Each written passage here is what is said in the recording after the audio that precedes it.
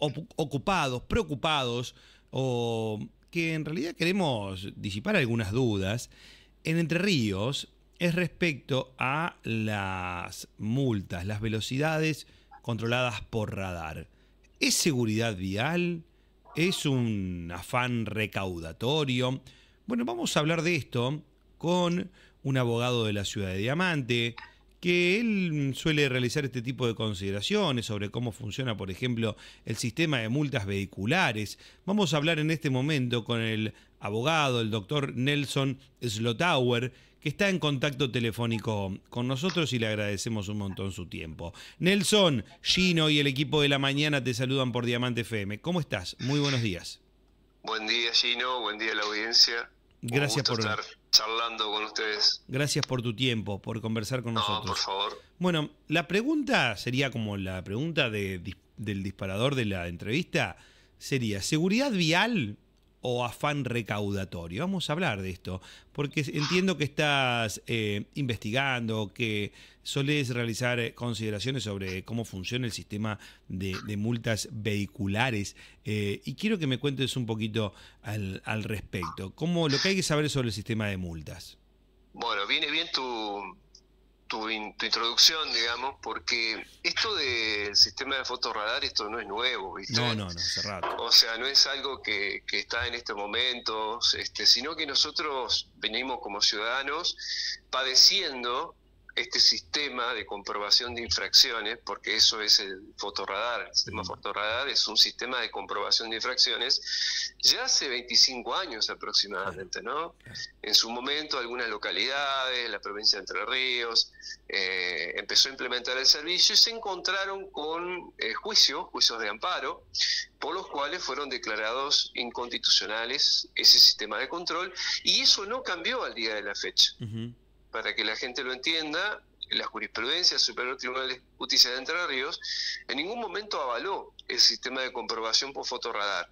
Lo que sí ha dicho en los últimos años el Superior Tribunal es que no corresponde la vía del amparo, es decir, no corresponde la vía judicial, que uno tiene que seguir la vía administrativa, ¿sí? Hasta llegar a la justicia, ¿no? Ese es el cambio de enfoque que ha tenido el Superior Tribunal de Justicia de Entre Ríos. Bien. Volviendo a esto, o sea que hace ya 25 años que en mi caso particular he iniciado amparos, reclamos, descargos, o sea, conozco el tema en profundidad, digámoslo así, de alguna manera, ¿no? Y últimamente, bueno, obviamente hay un florecimiento de esto porque es una forma de ingresar dinero al Estado, generalmente de gente incauta, ¿no? Es decir, de gente que por ahí no ejerce su derecho a defensa, y que yo entiendo que ejercido correctamente el derecho de defensa con un abogado, es muy probable que las multas que hayan sido, las infracciones, no las multas, la multa de la sanción, digamos, la infracción que haya sido comprobada con un fotorradar, se declare nula. Pero ¿por qué? Digamos, uno tiene que tener en cuenta que no está mal que hayan controles. Es fundamental que hayan controles. Totalmente. Es fundamental, o sea, acá nadie está a favor de la anarquía en materia de seguridad vial.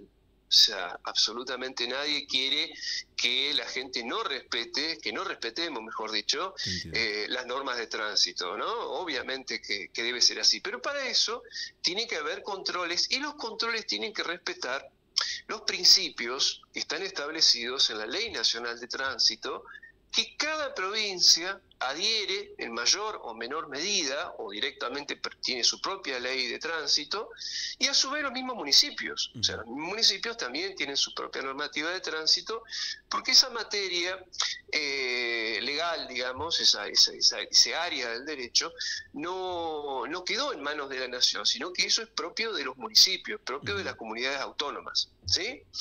Entonces, cada municipio legisla, cada provincia legisla, pero siempre teniendo en cuenta los principios fundamentales que están en la Ley Nacional de Tránsito, salvo que expresamente cada municipio, cada provincia diga no se aplica, ¿sí? Que pasa en algunos lugares muy concretos y puntuales, por ejemplo, provincia de Buenos Aires, provincia de Córdoba, ¿sí? Que tienen normativas distintas, no tan distintas, pero en algunos puntos distintas, ¿no?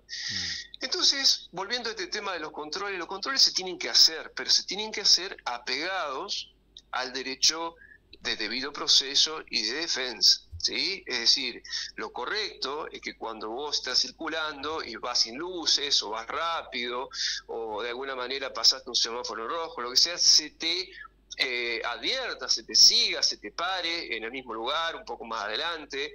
En Entre Ríos, hasta el año pasado, te cuento una cuestión concreta, puntual. Sí. En Entre Ríos, hasta abril del año pasado, estaba vigente un decreto, que ese decreto establecía que si una persona cometía una infracción y se le constataba por fotorradar esa infracción, había que detenerla a no más de 10 kilómetros de donde había cometido la infracción. Me parece perfecto, y eso hoy no sucede, ¿no?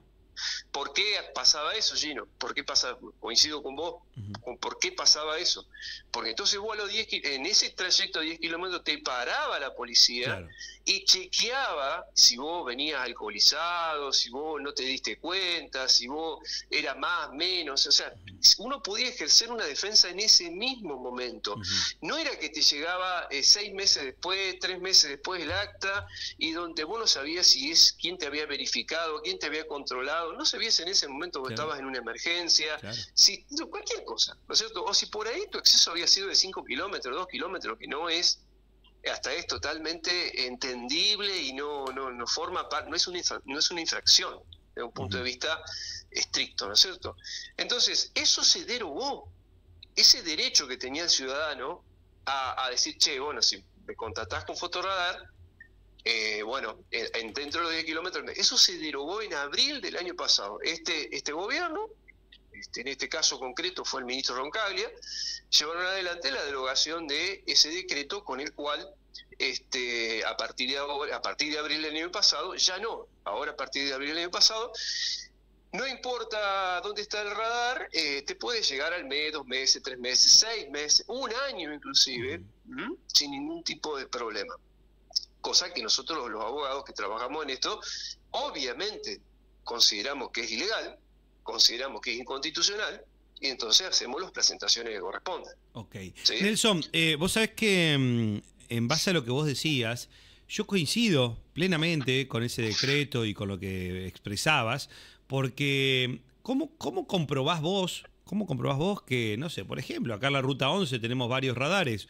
¿Cómo controlás vos que el radar de Aldea Spatzenkutter, por ejemplo, que es uno de los más conocidos, ahí de la Loma, pasaste a 81 kilómetros por hora y no a 79? ¿Cómo lo comprobás vos en ese momento, no? O sea, es muy vidrioso todo, y sobre todo 6 meses después, que hay personas que viajan todos los días, ¿no? Es imposible, Gino. Por eso volvemos a lo que yo te decía hoy, que la Ley Nacional de Tránsito tiene un principio fundamental que hace que la notificación de la infracción se haga inmediatamente. Claro. O sea, al momento que se comete o a los pocos segundos, minutos de cuando se comete, para que vos tengas un derecho de defensa inmediato. Claro. ¿Sí? Eso por un lado. Por otro lado, los aparatos que se utilizan tienen que estar permanentemente chequeados por organismos no privados, sino organismos técnicos del Estado. En este caso, cada día estamos un poquito más preocupados porque el INTI, por ejemplo, que es el Organismo Tecnológico Nacional, ha sufrido serios recortes y su operatividad, digamos, no es la mejor en este momento. ¿Sí? Eso por un lado. Por otro lado, vos no te olvides que este sistema de fotorradar es un gran negocio.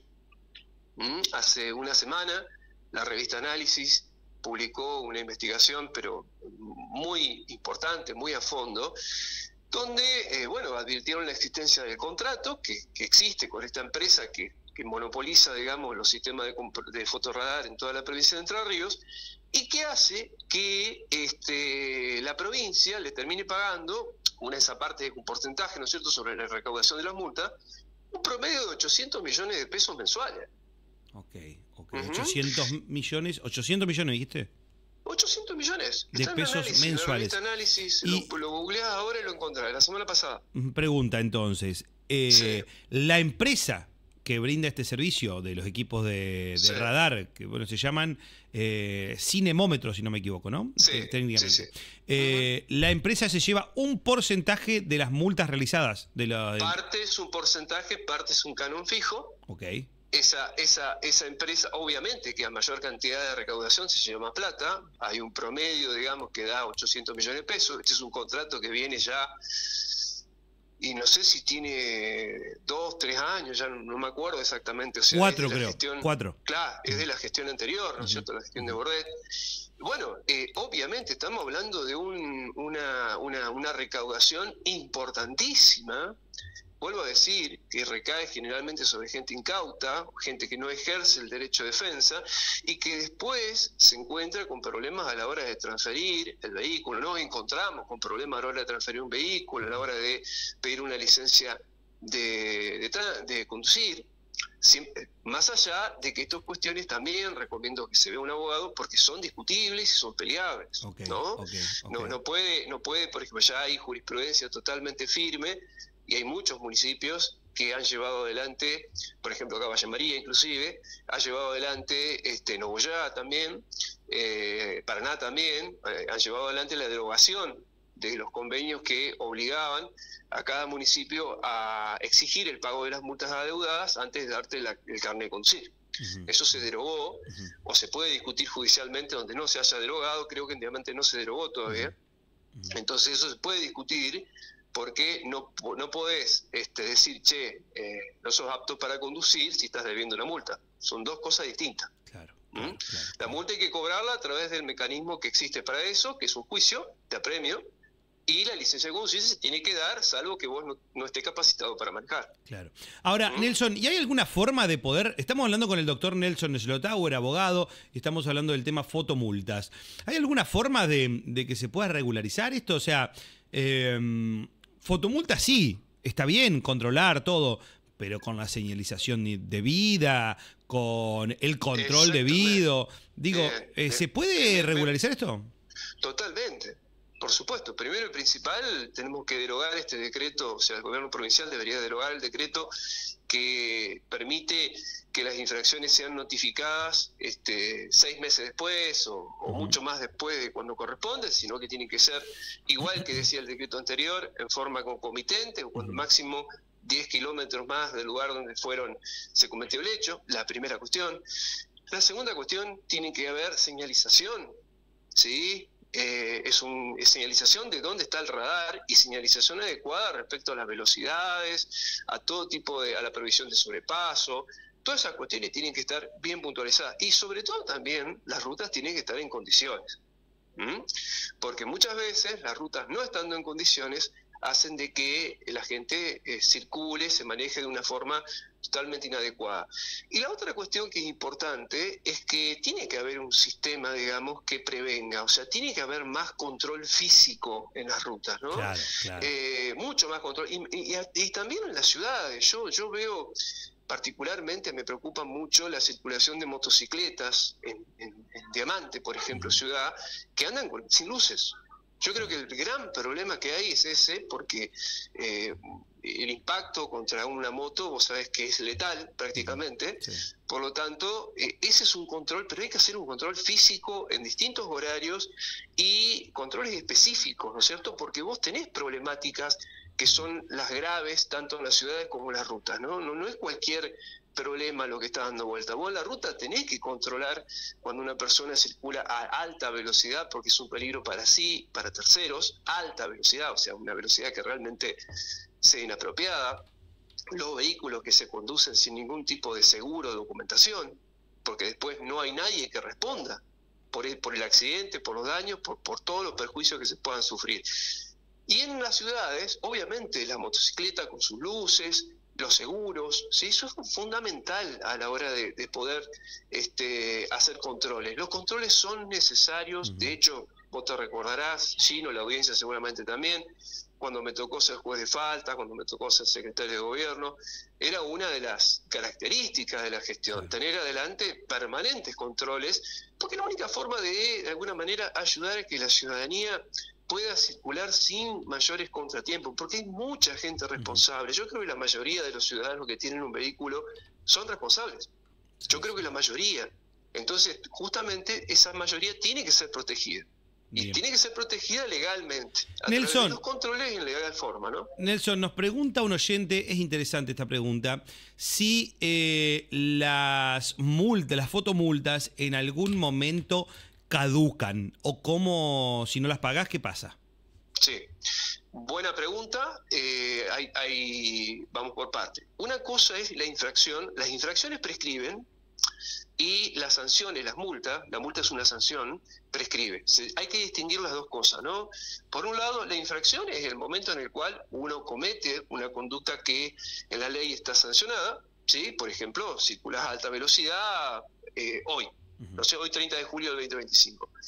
Si la falta es leve, si la falta es grave, tenés un plazo de 2 o de 5 años que se va a prescribir. Si nadie te hace un acta de comprobación por esa infracción, o si te hacen el acta pero no te lo notifican, si no te lo notifican, se vence a los 2 o a los 5 años. ¿Sí? Este es el primer supuesto. El segundo supuesto sería que te hagan el acta de comprobación y que te pongan una multa. ¿Sí? Cuando te llegue la multa, vos a partir de ahí tenés 5 años para poder dar de baja esa multa. ¿Sí? 5 años en los cuales va a estar vigente, en la cual el Estado va a poder cobrarte la multa.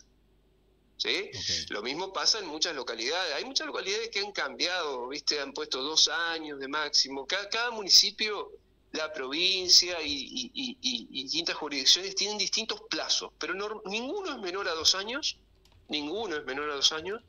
y tampoco es superior a 5. Ok. Pero esa es más o menos, cada vez que te llega una infracción de algo, una multa de algo, vos decís, ¿qué localidad es? Porque, por ejemplo, también cambia a la hora de defenderse. Por ejemplo, si la provincia, ¿viste esto que dijiste vos de Aldea Scooter, por ejemplo? Sí, dando un ejemplo. Bien, te llega un acta de que cometiste una infracción en Aldea Scooter por fotorradar, tenés 5 días para defenderte, 5 días hábiles, para defenderte en la dirección de seguridad vial de la provincia, que está en calle Córdoba, en Paraná, ¿no? Tenés 5 días, ¿no? Ahí es que haces tu descargo, ahí te pueden decir que sí o que no, te lo rechazan o que no, y ahí vos, si te lo rechazan, vos tenés derecho a un recurso de apelación. Ese recurso hay que presentarlo ahí, siempre con un abogado, y preferentemente con un abogado, no es obligatorio, pero preferentemente con un abogado, y ahí se lo manda a la justicia, y la justicia resuelve. Pero hay otros municipios, por ejemplo, Libertador San Martín, que vos cometés la infracción y te mandan la foto con la infracción y tenés 15 días para defenderte. Porque cada jurisdicción tiene, ¿viste?, un plazo distinto para defenderse, incluso para sancionar. Así que todo eso hay que tenerlo en cuenta a la hora de realizar algún tipo de descargo. Bien. Nelson, los montos son montos altos, ¿no? Mira, todo depende de la jurisdicción también.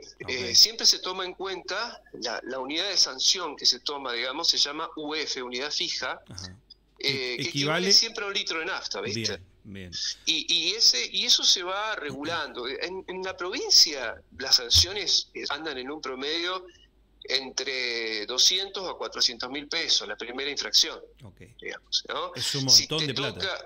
Es un montón de plata. Si te toca algunos municipios normalmente, por ejemplo Libertador, para decirte una ciudad, rondan los 100.000. En Diamante son más baratas, si vos querés, de alguna manera. Tengo entendido que los montos son bastante bajos. En Libertador,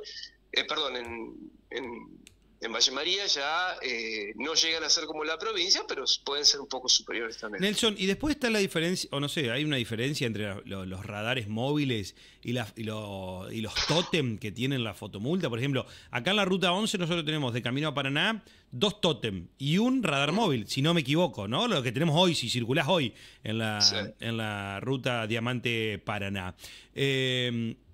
Digo, porque por ejemplo, el radar móvil no hay un cartel que indique cuál es la velocidad máxima, mínima. Entonces, por ahí hasta más peligroso es porque hay autos que dicen, no, yo no quiero ni loco agarrarme la multa y te ponen un auto sobre la ruta a 40 kilómetros por hora. Termina siendo también muy peligroso eso, ¿no? Total, y también hay velocidades mínimas y hay velocidades máximas. O sea, no es un tema de que vos podés... Yo veo mucha gente que sale a la ruta a pasear, a tomar mate y a pasear, y se convierte en un obstáculo para la circulación. La circulación en la ruta tiene que ser fluida. ¿sí? No tiene que ser una cuestión de un paseo como que uno va al río, ¿viste? A dar una vuelta el domingo a la tarde por la ciudad. No es así lo que uno hace. La ruta es para comunicarse, es una vía de comunicación, ¿sí? Tiene que asegurarse la fluidez. Yo te diría que en todos los casos en los cuales estamos ante un radar, siempre siendo móvil o siendo fijo, tiene que estar señalizada su ubicación previamente. ¿Está? Siempre, siempre, siempre. Porque eso también hay que recordar una cuestión muy importante. El sistema de fotorradar es un medio de comprobación de una infracción, pero que muchas veces tiene una función que puede llegar a invadir la intimidad de las personas también, ¿no es cierto? O sea, todo ese tipo de mecanismos de control que tienen que ver con lo que hace el ciudadano en la ruta, en la ciudad, en cualquier lugar, siempre está al borde de alguna manera, avanzar o transgredir algún derecho personal del ciudadano. Por eso tiene que haber garantías para el ciudadano, y esas garantías van a estar dadas por un buen señalamiento, una buena señalización previa, ¿no? En el lugar donde se está poniendo. No tienen que ser cazabobos, es decir, esos lugares no tienen que colocarse en lugares que obviamente uno, por distintos motivos, muchas veces se sorprende cuando se encuentra con este tipo de vehículos, ¿no? Te entiendo claramente. Así que bueno, señalización, tanto para la ubicación del fotorradar móvil como para el fijo, siempre señalización, siempre, siempre, y señalización con las velocidades máximas, con la prohibición de adelantarse. Es clave, siempre. Es clave eso, ¿Sí? Es clave. Es clave. Bien. Y obviamente, muchas veces el tema del estado de la ruta también tiene que ver, porque eso es un eximiente. O sea, muchas veces uno dice, pero ¿para qué? ¿Cuál es la diferencia si te paran en el momento o te llega la multa unos meses después? Y la diferencia es que vos podés ejercer tu defensa. Bien. Entonces tu defensa puede ser que a vos, en el trayecto en el que vos cometiste la supuesta infracción, resulta que la ruta tenía unos cráteres impresionantes. Claro. Sí. O resulta que la persona que manejaba el auto, mirá esto, Gino, por ejemplo, audiencia, las infracciones, estamos acostumbrados a que la infracción directamente se la mandemos al titular del vehículo. Pero pasa que muchas veces puede ser que no sea el titular del vehículo el que conduce el automotor. Totalmente. ¿Y cómo nos vamos a dar cuenta de eso? ¿Cómo vamos a poder probar eso? Lo tenemos que hacer en el momento. Sí, es lo más práctico. Sí. Y varias cuestiones más. Si tu vehículo se rompió, si tu vehículo... hay distintas maniobras que pudieron haberse realizado de emergencia o de situaciones... Yo no estoy diciendo que sea la regla esto, ¿no? Estoy diciendo que esto puede pasar. ¿Cómo lo podés probar a eso? En el momento. Claro. ¿Sí? En el momento. Entonces, todas estas cuestiones hacen la diferencia entre ejercer el derecho de defensa en el momento en que supuestamente se comete la infracción o en 3 o 6 meses, como lamentablemente estamos viendo hoy en día. Bien. Hoy el sistema de fotorradar es estrictamente con fines recaudatorios y debe ser reformulado, no se debe eliminar, debe ser reformulado y completado con las garantías constitucionales que la ley de tránsito nacional y también la provincial, porque esto es lo loco, Gino.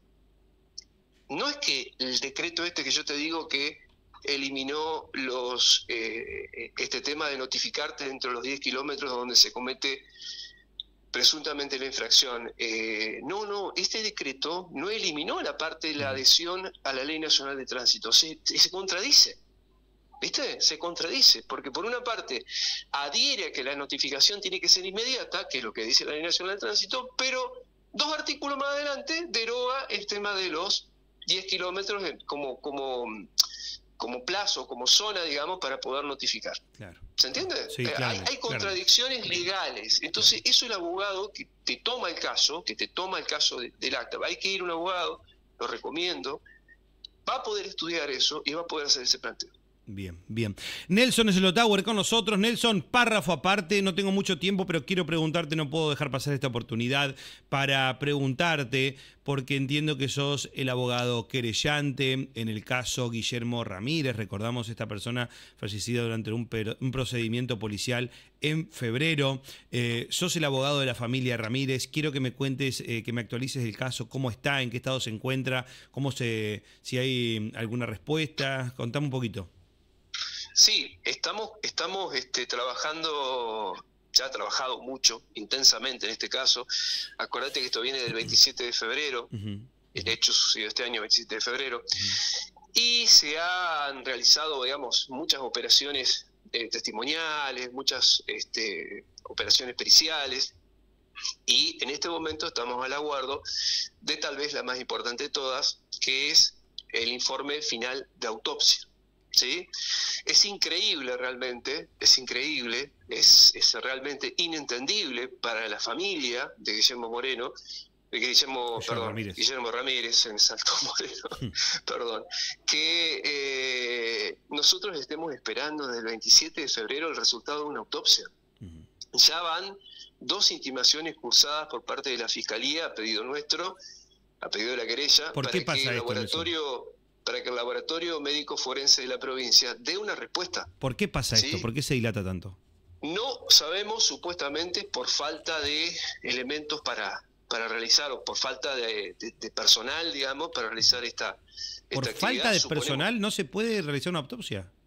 No lo sé, no sé si es falta de personal, ni siquiera nos explican, Gino. Ni siquiera nos contestan. Qué bárbaro. ¿Sí? Entonces estamos esperando ese informe final, que si bien nosotros entendemos como querella que no va a haber ninguna cuestión que eche por tierra el informe preliminar, que el informe preliminar había sido claro en la forma en la que murió Guillermo, en la existencia de los terribles golpes que había sufrido.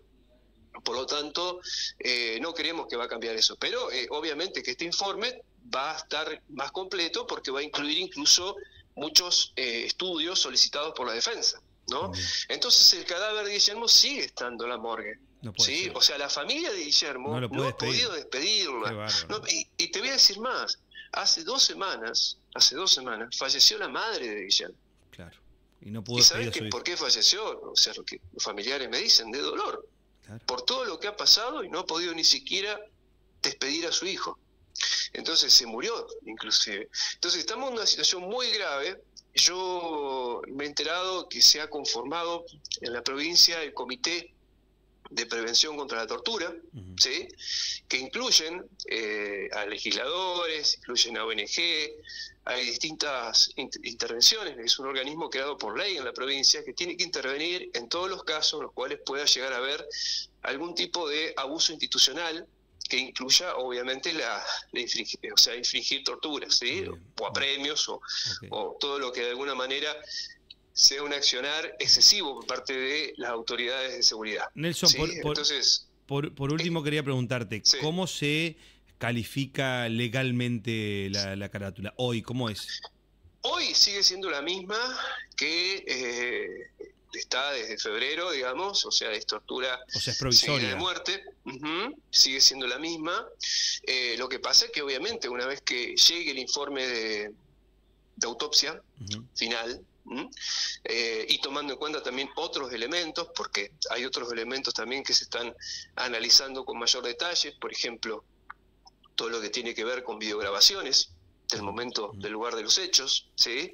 Que nosotros detectamos algunas cuestiones, digamos, que no están claras. Digamos que cuando recibimos el primer video había, estudiándolo después, o sea, justamente con la querella estuvimos estudiando y detectamos cortes en esas grabaciones. Por lo tanto, hemos pedido una pericia informática para que nos determine si fue alterado o no esa grabación, ¿no? Me refiero a la grabación del momento de los hechos. Ok. Nelson, y por último, ¿cómo es la situación de los policías imputados en ese momento? Mira, tengo entendido que no están trabajando, están en libertad, con algunas restricciones, digamos, fundamentalmente que tienen que ver con los testigos de la causa, con la familia de la persona fallecida, restricciones que son lógicas y obvias, digamos, en este tipo de situaciones, ¿no?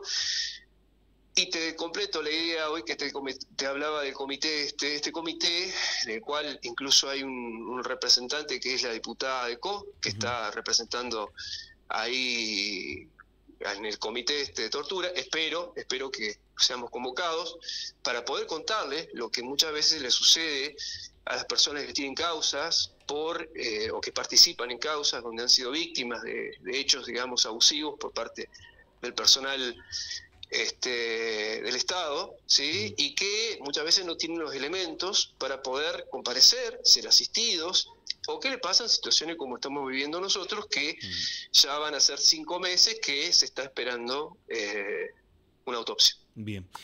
Nelson, te agradezco tu tiempo, te mando un abrazo enorme, gracias por brindarnos toda la información aquí a Diamante FM. Un gusto haber charlado con vos y la audiencia. Gracias, estamos en contacto, que sigas muy bien, adiós, Chau. Adiós. Gracias. El doctor Nelson Slotauer conversando aquí en la mañana de Diamante FM. Primero el tema fotomultas y luego el tema Guillermo Ramírez aquí en la 95.7. Flash.